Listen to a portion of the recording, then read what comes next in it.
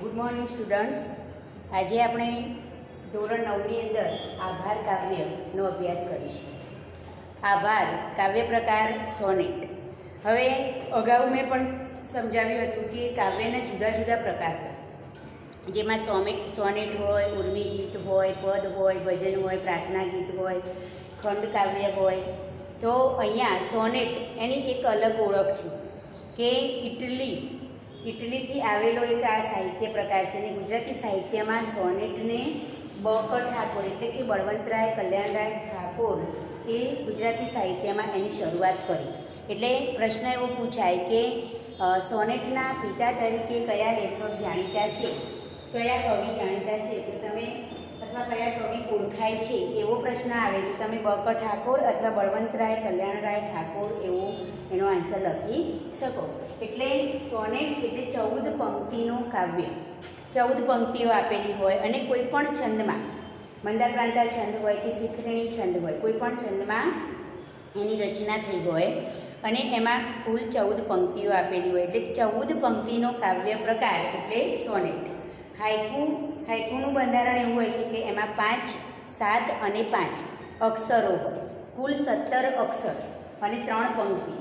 17 અક્ષર અને 3 પંક્તિ. તો હાઇકુ એ જાપાની કાવ્ય પ્રકાર છે. એને ગુજરાતી સાહિત્યમાં જીણાભાઈ રતનજીભાઈ દેસાઈ એટલે કે સ્નેહરશ્મિ ઉપનામ છે એમનું, સ્નેહરશ્મિ.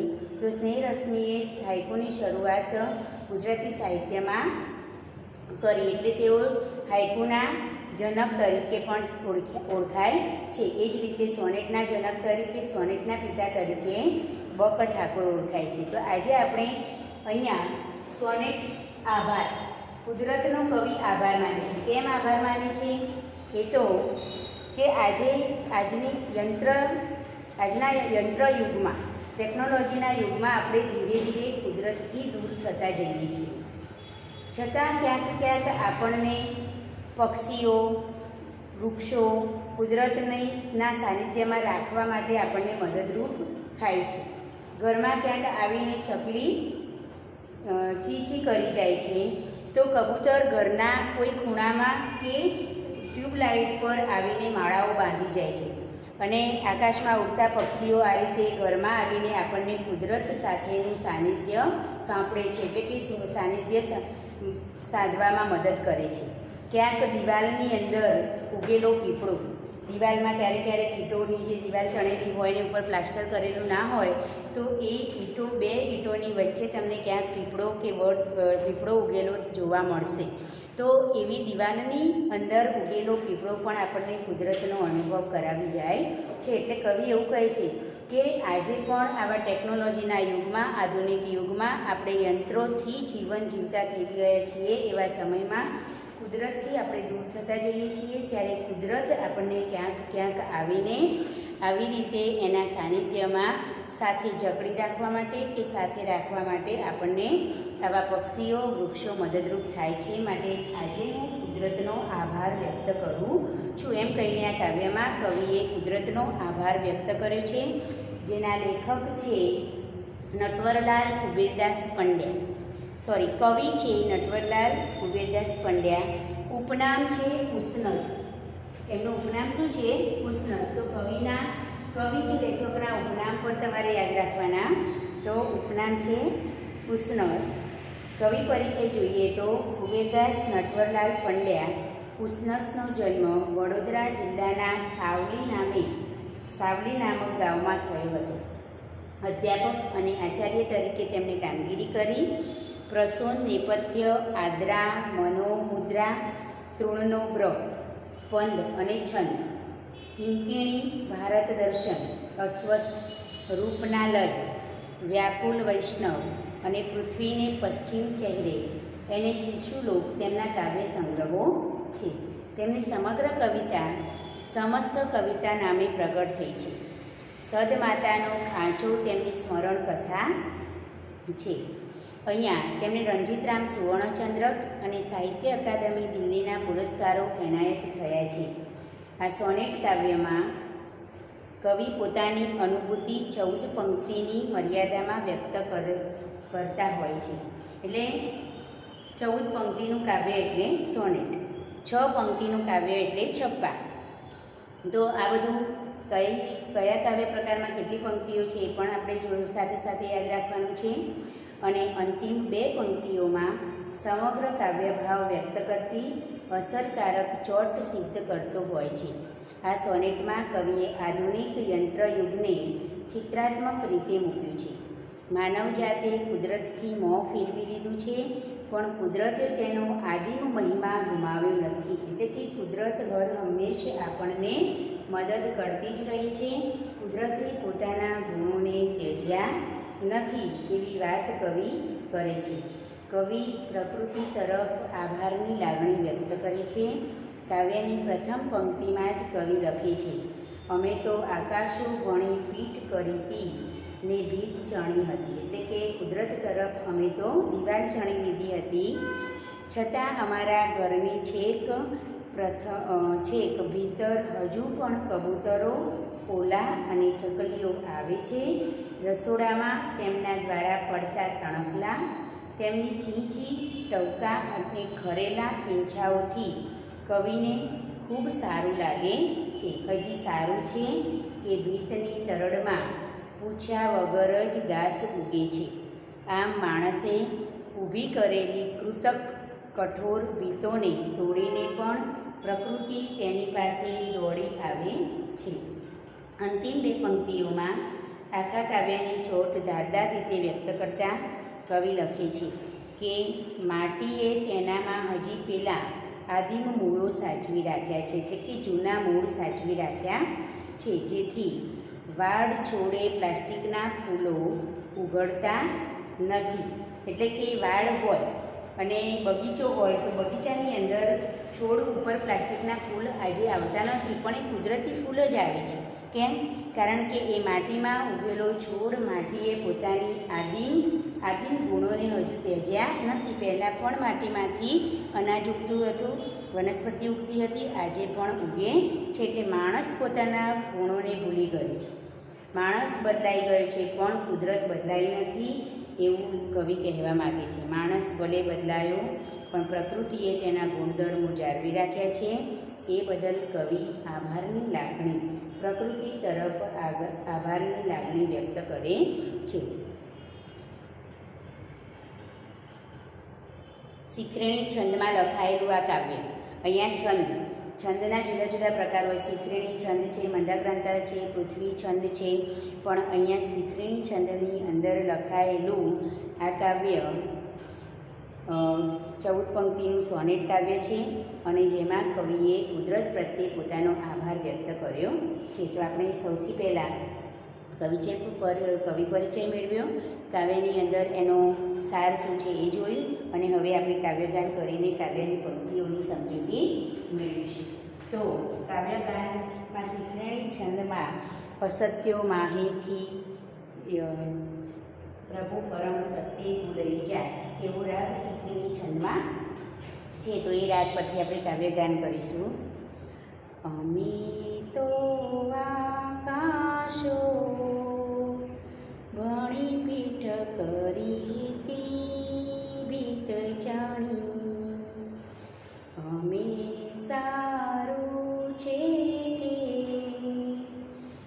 હજી પણ અમારા ગરમહી ઘણે ઊંડે ઊંડે ઉડતી ઉડતી આવી ભીતરે ગૂંથે છે માળાઓ, કબૂતર કપોતો ચકલીઓ લઈ આવે થોડું ગગન ગરમાએ મિશવડી, અમો સૌના ઋણી નભતી ગરમા જેથી નભતા હજી સારું છે કે શિર પર રસોડે તણખલા ઝીણી ચીચીટકા મલમલી પીછાઓ ખરી રહી હજી એ આવે છે વનની લીલી કહેવા પરિકથા હવામાં આગેનું પરણ મનમાં છે કખરતું હજી તો સારું છે ભીત તરડમાં માથું ઉચકી વિના પૂછ્યા ગાછા તૃણ નીકળતું ફૂક કરીને ભલું કે મીટીમાં હજીવન તણા આધીમ મૂળો હજી વાળા છોડે નથી ઉગડતા પ્લાસ્ટિક ફૂલો અમે તો આકાશો વણી પીઠ કરી તી બીટ ચણી અરે સારું છે કે હજી પણ અમારા ઘરમાં આમ શીખરીણી છંદમાં લખાયેલું આ કાવ્યમાં કવિએ કુદરત પ્રત્યે પોતાનો આભાર વ્યક્ત કર્યો છે. કાવ્યની સમજૂતી જોઈએ. અમે તો આકાશો ભણી એટલે તરફ અને પીઠ એટલે વાંસો.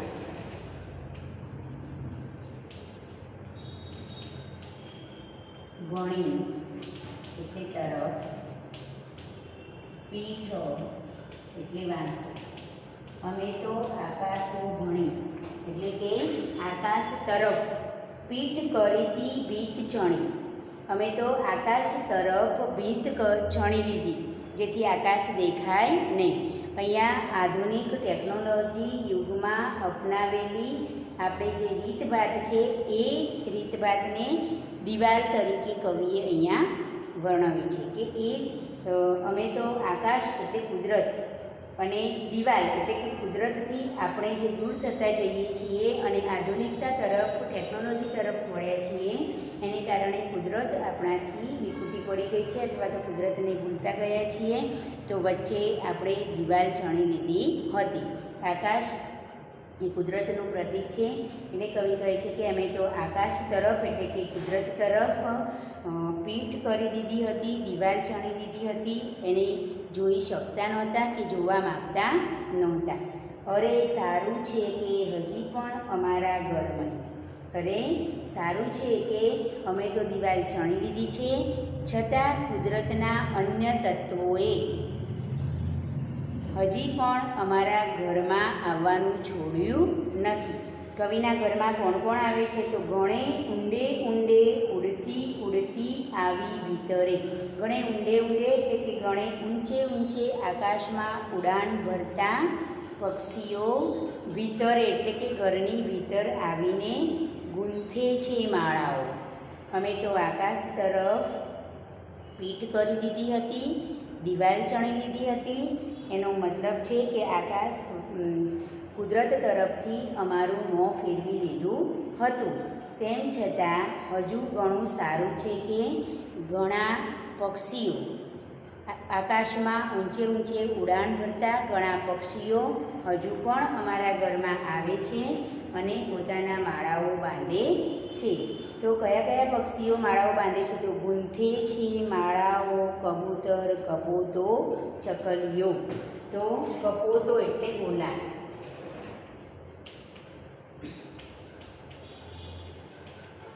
કપોતો એટલે ગોલા. અને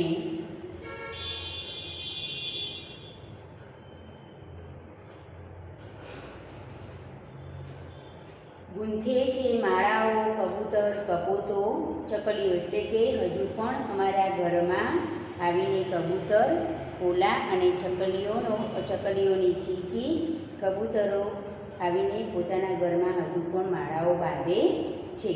લઈ આવે થોડું ગગન ઘરમાં એ મીશ વળી, એ બહાને, મીશ એટલે બહાને,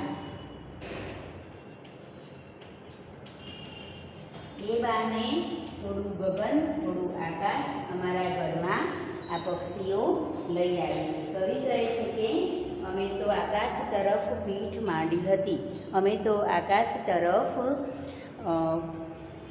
મોં ફેરવી લીધું હતું, એટલે કે કુદરતથી અમે દૂર ચાલ્યા ગયા હતા, કુદરતથી અમારું મોં ફેરવી લીધું હતું. તેમ છતાં હજુ સારું છે કે કેટલાક પક્ષીઓ આકાશમાં ઉડાન ભરતા કેટલાક પક્ષીઓ હજુ પણ અમારા ઘરમાં આવે છે અને માળાઓ બાંધે છે. એમાં કબૂતર, કોલો અને ચકલીઓ ચીચી કરતી પોતાના ઘરને એમ કે એના અવાજથી કુદરતનો અહેસાસ કરાવે છે. કવિ કહે છે કે લઈ આવે થોડું ગગન ઘરમાં એ મીશ વળી, એ બહાને થોડું આકાશ, ખુલ્લું આકાશ ઘરમાં લઈ આવે છે. અમો સૌના ઋણી, અમે આ બધાના ઋણી છીએ. ઋણી એટલે આભારી.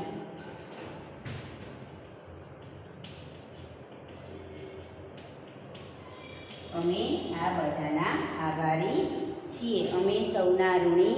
નભતી ઘરમાં જેથી નભતા, તેઓ અમારા ઘરમાં નભે છે, એટલે કે ઘરમાં આવે છે, માળાઓ કરે છે, ચકલીવારીમાં બેસે છે, ચી ચી કરે છે, હોલો ઘરની દિવાલ પર બેસે છે અને તેમ છતાં એ બધા અમારી સાથે ભળી જાય છે, નભે છે, અમારા ઘરમાં એ બધા રહી શકે છે, ત્યારે અમે પણ નભીએ છીએ. નભતી ઘરમાં જેથી નભતા, તેઓ ઘરમાં નભે છે, તેથી અમે નભીએ છીએ. હજી સારું છે કે શિર પર રસોડે તણખલા. માળાઓ, પક્ષીઓ માળો ક્યાં બાંધે?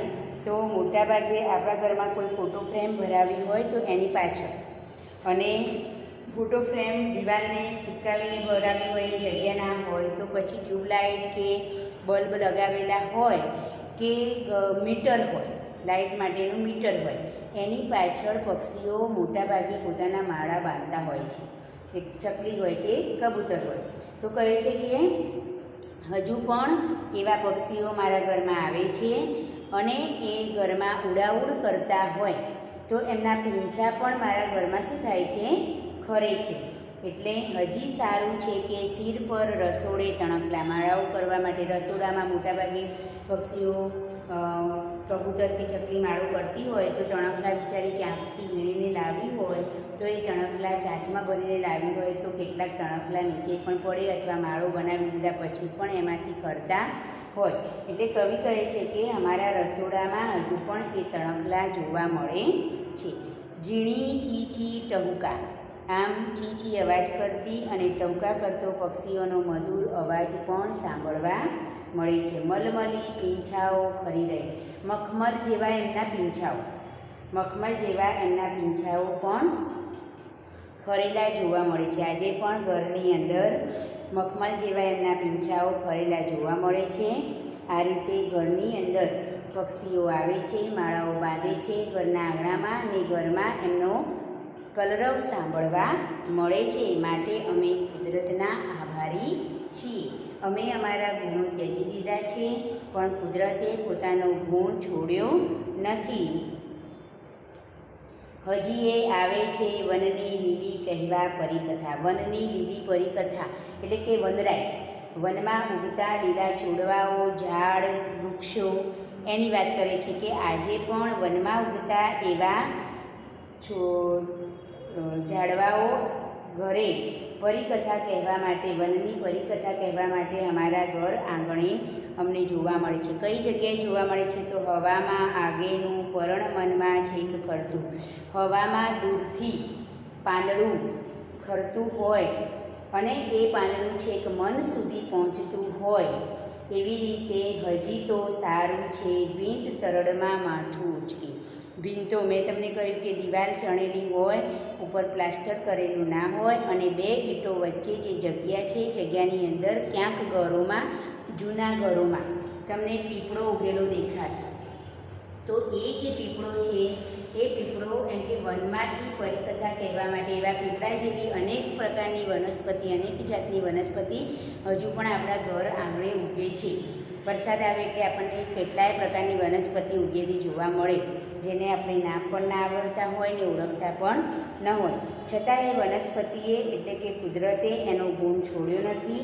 વનની પરિકથાઓ કહેવા માટે વન છોડીને જાણે આપણા ઘરોમાં જ આપણી સાથે જ એ કુદરત પોતાની તાલમેલ સાધવા માટે અહીં ક્યાંક ને ક્યાંક ભીંતોમાં, દિવાલોમાં આપણને આવા પીપળા જેવા વૃક્ષો ઉગતા દેખાય છે. એટલે કે ભીંત તરડમાં માથું ઊંચકી, એટલે ભીંતની તિરાડમાં માથું ઊંચકીને બહાર નીકળે છે. વિના પૂછ્યા ગાછ્યા તૃણ નીકળતું ફૂંક કરીને.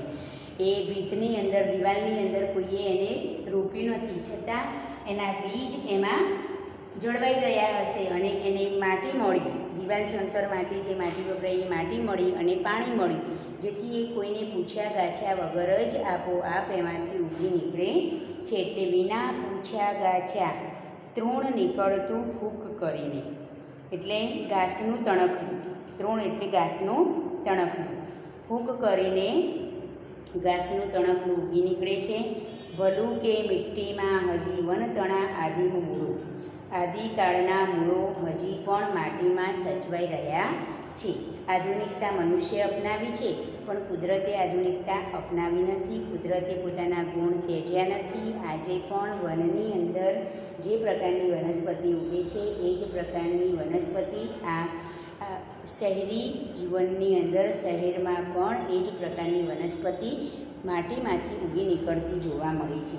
એટલે કવિ કહે છે કે આદિનું મૂળું, આદિકાળના મૂળો હજુ પણ માટીએ ગુમાવ્યા નથી, જેને કારણે હજુ વાડા છોડે નથી ઉગડતા પ્લાસ્ટિકના ફૂલો. જો માટીએ પોતાનો ગુણ ત્યજી દીધો હોત તો આપણે જે છોડવાઓ વાવીએ છીએ એ છોડવાઓ ઉપર પ્લાસ્ટિકના ફૂલ ઉગી નીકળેલા હોત, પણ એવું થયું નથી. માટીએ પોતાનો ગુણ સાચવી રાખ્યો છે, એને કારણે આજે પણ પહેલાં જેવા પ્રકારના ફૂલો છોડ પર ઉગતા હતા એવા જ ફૂલો આજે પણ છોડ પર ઉગે છે. એટલે કવિ કહે છે કે મનુષ્યે પોતાના ગુણો, પોતાના સંસ્કારોને ભૂલાવી દીધા છે, પરંતુ કુદરતે પોતાના ગુણો ત્યજ્યા નથી. આજે આપણે આકાશથી એટલે કે કુદરતથી દૂર થઈ ગયા છીએ, છતાં આપણને કુદરત એનો અનુભવ કરાવવા માટે પક્ષીઓ રૂપે આકાશમાંથી, ગગનમાંથી ઊંચે ઊંચે વિહાર કરતાં આપણા ઘરમાં આવીને કલરવ કરી રહ્યા છે. આજે દૂર દૂર વનોમાં ઉગતી વનસ્પતિ આપણે જોઈ શકતા નથી, તો કુદરત આપણને એનો અનુભવ કરાવવા માટે ભીંતોમાં, દિવાલોની વચ્ચે કોઈક ને કોઈક ઘાસના તણખલા ઉગાડીને આપણને એનો અનુભવ કરાવે છે. એટલે કવિ કહે છે કે પક્ષીઓ દ્વારા કુદરત, વનસ્પતિ દ્વારા કુદરત આજે પણ એનો અનુભવ આપણને કરાવે છે.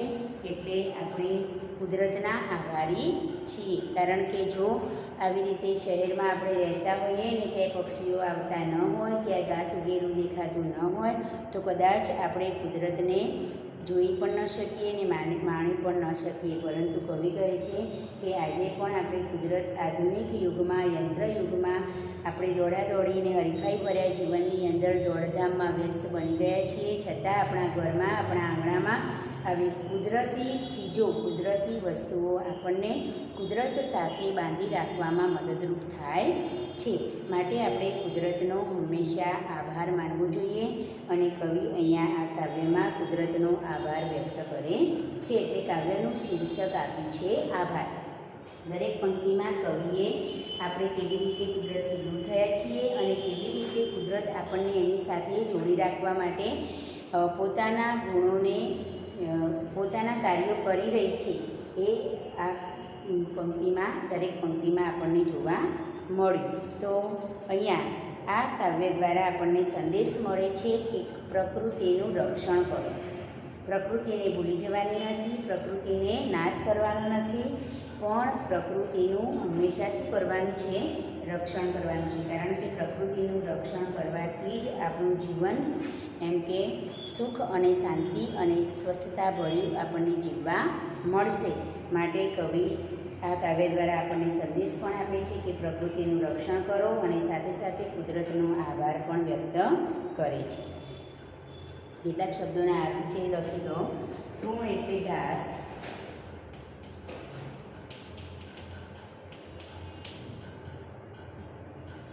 માળો એટલે નીડો, માળો એટલે નીડ, આદિ, આદિમ એટલે આદિકાળનું,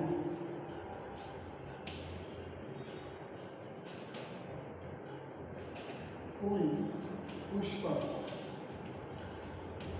કુસુમ અને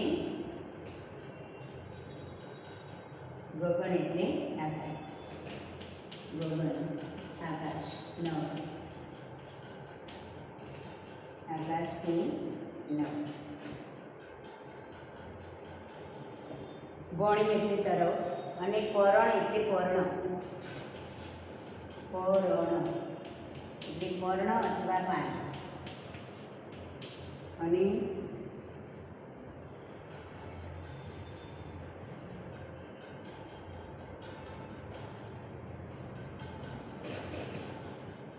હવે આપણે સ્વાધ્યાયના પ્રશ્નો જોઈએ. તો વિકલ્પવાળા પ્રશ્નો છે. એમાં ઘરમાં થોડું આકાશ લઈને કોણ આવે છે? તો ઓપ્શન છે કબૂતર, કપોત, ચકલી. કબૂતર, કોયલ, પોપટ. તો આપણે હમણાં જોયું કબૂતર, કપોત અને ચકલી એ ઘરમાં આકાશ લઈને આવે છે. બીજો પ્રશ્ન છે ભીતની તિરાડમાંથી કોણ બહાર આવે છે? તો ઘાસના તણખલા એટલે તૃણ, ઘાસના તણખલા એટલે તૃણ. પછી કવિને શું ગમે છે?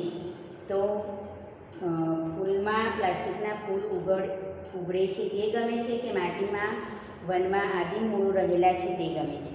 તો વનની માટીમાં આદિમ મૂળો રહેલા છે તે કવિને ગમે છે. પછી આભાર કૃતિનો સાહિત્ય પ્રકાર. તો ગઝલ છે, ઉર્મિકાવ્ય છે કે સોનેટ છે? તો સોનેટ છે. પછી અમે સૌના ઋણી એવું કવિ શા માટે કહે છે? કારણ કે પક્ષીઓ ઘરમાં ગગન લઈને આવે છે.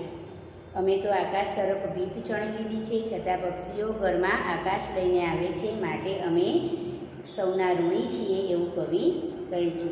અમે આકાશ તરફ શું ચણી લીધું છે? તો આકાશ તરફ ભીત, અમે તો આકાશ તરફ ભીત ચણી લીધી છે એટલે કે કુદરતથી મોં ફેરવી લીધું છે. પછી ભીતમાંથી પૂછ્યા વગર શું નીકળે છે? તો ભીતમાંથી પૂછ્યા વગર ઘાસના તણખલા નીકળે છે. કુદરતે તેનો મહિમા ગુમાવ્યો નથી એવું આ પંક્તિ દ્વારા તેઓ સમજાવે છે.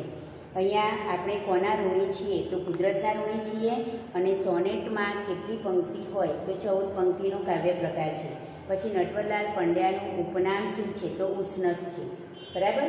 અને આભાર કાવ્યનો સાહિત્ય પ્રકાર શું છે? તો સોનેટ છે. તો આવા બીજા 4-5 પ્રશ્નો પણ તમારે બનાવવાના, એટલે કુલ 10 હેતુલક્ષી પ્રશ્નો તમારે લખવાના છે. અને બીજી એક વાત મારે તમને કહેવી હતી કે 2 નંબરની ને 3 નંબરની વર્કશીટમાં પ્રશ્નો ફેરવીને મેં પૂછેલા હતા. 2 નંબરની ને 3 નંબરની વર્કશીટમાં પ્રશ્નો પૂછીને ફેરવેલા હતા. તો એ વર્કશીટની અંદર 3 નંબરની અને 4 નંબરની વર્કશીટમાં એકના એક જ પ્રશ્નો હતા પણ ફેરવીને પૂછેલા હતા. તો એકમાં ઓપ્શન આપીને તમને પ્રશ્નો આપેલા હતા, જ્યારે બીજામાં એક વાક્યમાં કે એક શબ્દમાં જવાબ લખો એ પ્રમાણે તમને પ્રશ્નો આપેલા હતા. છતાં કેટલાક વિદ્યાર્થીઓએ વગર ઓપ્શને એનો જવાબ લખી દીધો આપેલ તમામ. કારણ કે આગળ તમારી નવનીતમાં કે તમારા સંદર્ભ પુસ્તકમાં વિકલ્પ તરીકે એ પ્રશ્નો આપેલા છે, પરંતુ મેં વિકલ્પો સ્વરૂપે ન પૂછતા એ જ પ્રશ્નોને એક વાક્યમાં ઉત્તર લખો એવી રીતે મેં પ્રશ્નો પૂછેલા છે. તો તમારે એનો આન્સર લખવાનો છે. આપેલ તમામ, તો અહીંયા તો કશું તમારા પ્રશ્નપત્રમાં કશું આપેલું તો છે નહીં, તો તમે આપેલ તમામ એવું લખો એનો મતલબ શું? તમે સમજો જરા. તમારે જો વિકલ્પો આપેલા હોય A અને B કે C 3 વિકલ્પો સરખા હોય તો તમે ચોથા વિકલ્પમાં લખી શકો કે આપેલ તમામ. પણ વગર વિકલ્પ આપે તમે આપેલ તમામ એવો જવાબ લખો તો પરીક્ષકે શું સમજવાનું? આપેલ તમામ એટલે શું? માટે જે આ એક વાક્યમાં પ્રશ્ન જવાબ લખવાનો છે ત્યાં આપેલ તમામ એવો આન્સર લખવાનો નથી. મેં દરેકની વર્કશીટમાં જેને એવા જવાબ લખ્યા તે નોટ લખી જ છે. માટે આ બાબત ખાસ ધ્યાન રાખવાની. એક શબ્દમાં કે એક વાક્યમાં જવાબ આપવાનો હોય તો એનો આન્સર લખવાનો છે ત્યાં, કે જ્યાં જ્યાં ગુજરાતી વસે ત્યાં શું હોય છે, તો જ્યાં જ્યાં ગુજરાતી વસે ત્યાં સદાકાળ ગુજરાત હોય છે એવો આન્સર લખવાનો છે. આપેલ તમામ એવો આન્સર લખવાનો નથી. આવી ભૂલ ફરી કરતા નહીં. અને ખાસ જેવો પ્રશ્ન કયો છે એ પ્રમાણે એનો ઉત્તર લખવાનો છે, બરાબર? એટલે સમજી વિચારીને જવાબ લખવા, ખોટી ઉતાવળ કરવી નહીં, જેથી તમે પરીક્ષામાં તમારા માર્ક્સ ગુમાવી શકો નહીં. Okay, thank you.